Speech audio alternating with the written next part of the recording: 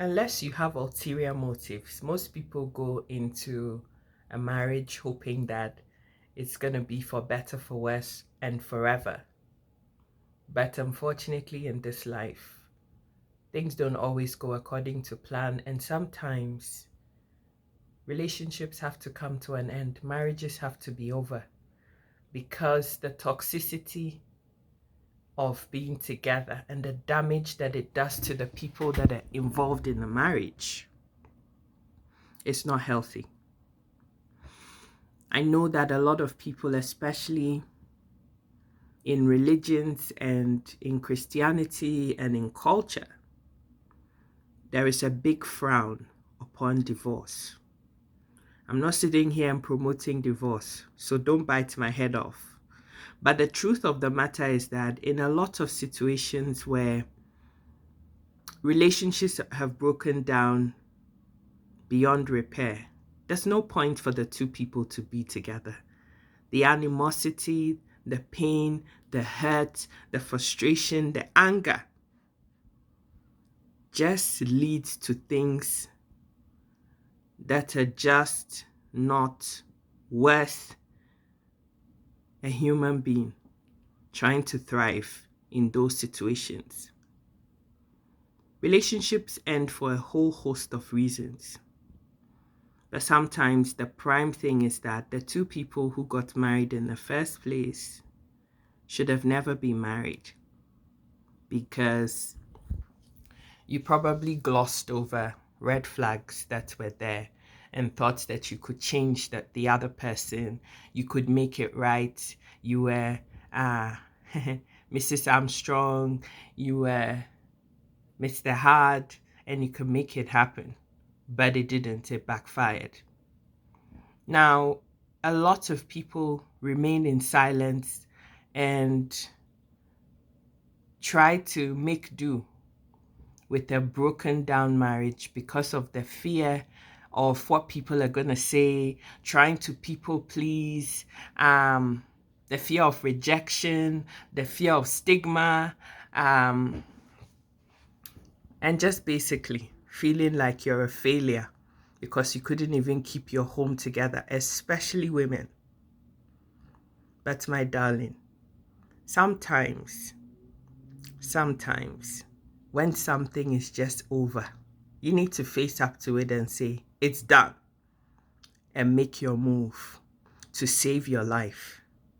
If you're sitting in an abusive relationship or marriage where you're being beaten black and blue, where you don't have a voice and every time you try to open your mouth, there's a punch coming, sometimes you're beaten for no reason, honey, you need to move on. Your husband is not your father. Even fathers have no right to hit their children in a lot of the Western world, not to talk of a wife. I've seen too many women paint their faces with makeup to cover scars put on by a man. No, your face is not a wall for any graffiti to be put on that from the punches of a man. If you're empowered, if you have your own source of livelihood, if you even know who you are as a daughter of God and know that He wants to see you happy and successful and thriving, and has given you every power and ability to have beyond your wildest imagination, you will not put up or condone or sit in an abusive relationship where violence is what is administered to you on a daily, minute-by-minute basis. Too many women have lost their lives from abusive relationships, and it's got to stop. Especially in some cases, because of religion, because of church, because of Christianity, because of Islam, because of whatever your culture happens to be, women think that they must endure because that is what they've been told marriage is all about. Oh, it's for better and for worse. No, the worst does not mean that you've got to lose your life in the process. Marriage is supposed to complement you. Relationships, that other person coming into your life, is supposed to be a complement to what you're already doing for yourself, not to take away, not to dim your glow, not to kill you, and definitely not to hit you. If a man truly loves a woman, professes to love them, to protect them, provide for them, and profess them, you never hit such a woman. You never hit somebody you love. You never hit yourself because you love you. So if you love you enough, you wouldn't be administering blows and beatings, dishing out beatings to somebody else's child that you purport to love and chose to live with by beating them up. There are a whole host of reasons why marriages end, and we could talk about it all day. But today I just wanted to encourage and inspire somebody out there. If you know you're sat in an abusive relationship, it's time for you to go. You must have an exit strategy. And for a lot of women and some men, because it's not just women who are abused, but predominantly women, is that you're not empowered. You don't have money of your own. You don't have a source of livelihood. You're not doing anything with yourself. And so you're afraid that when you step out there, you're not even going to be able to feed yourself, let alone the children that you've had with the monster and the narcissist that you're living with. So you much rather endure the beating so that your children can be fed. But honey, what kind of a person have you become, or are you becoming? Because you're prepared to sit and endure and take the beatings, the abusive language, the insults. It's cost you your self-dignity, your self-esteem and belief, and you're just a shell of yourself. You might be alive. People can see a body moving, but in your spirit, your soul, you're dead. What is the point?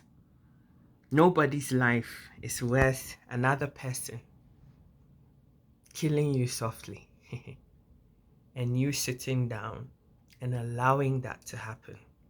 Honey, I don't know who I'm speaking to today, but if you're sat in an abusive relationship, you know it. You know it's wrong.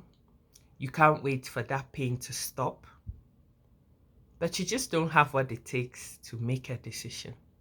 But ask yourself, what's going to change by you staying? The blows are just going to get harder. The beatings are just going to become more frequent, and you end up losing your life. Are you prepared to die because of another person? Are you prepared to leave your children without a mother or a father because of abuse? Look at yourself in the mirror. Take a long, hard look at yourself in the mirror and ask yourself that question. And if you can live with yourself, you can live with yourself with that decision to stay, let me know. I love you too much. God loves you too much for you to think that it is okay to remain in a relationship where you are not respected, you are not treated as an equal participant in that committed relationship. And it's time for you to say no and move on. Take the bull by the horns and make that change. The only person who can effect that change is you. Grow some balls and make it happen. Don't listen to any voice inside of you that says that it can't happen. You can get it if you really want to. You have every power and every strength inside of you to make it happen, darling. So do it. Do it. Do it for you. Do it for your children. And thank me later. I love you. My name is Sika. If you've loved what you heard, keep watching. Subscribe, share, like, and send me stars to support a worthy cause. God bless you. Bye.